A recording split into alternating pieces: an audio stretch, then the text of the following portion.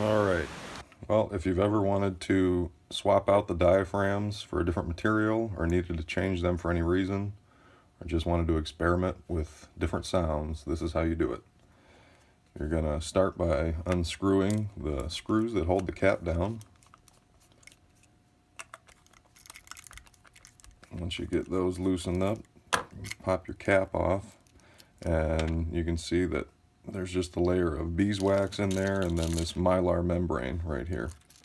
You can use wax paper, plastic bag, scotch tape, or packing tape. I've seen people use a lot of things.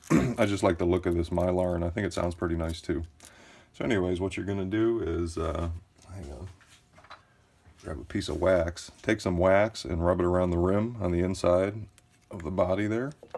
And then rub some on the cap on the rim like that. That's going to help hold the membrane down in place. Alrighty. Once you get that all set up, if you have a double membrane kazoo for me, make sure that the two marks on the one side of the cap line up with the marks on the kazoo. So I'm going to flip this around. We'll go ahead and get the diaphragm back on there. It doesn't have to be perfect or anything like that. It doesn't have to be tight. You just have to get it close. And you're going to line up your screw holes like so.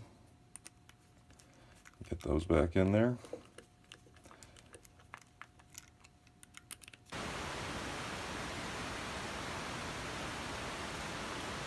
Alrighty. You don't want too much tension, just enough to hold the diaphragm in place. And once you get it in there, what you're going to do is try it out.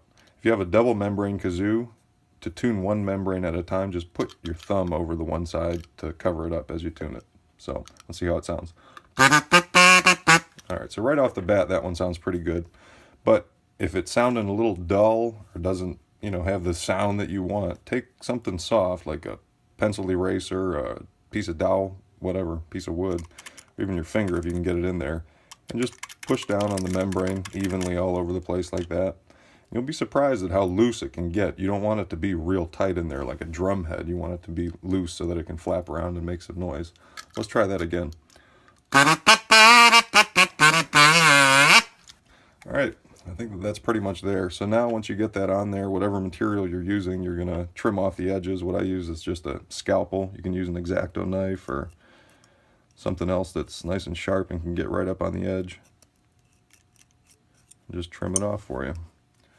And that's all there is to it. And there you have it. Any questions, just send me a message. Thank you.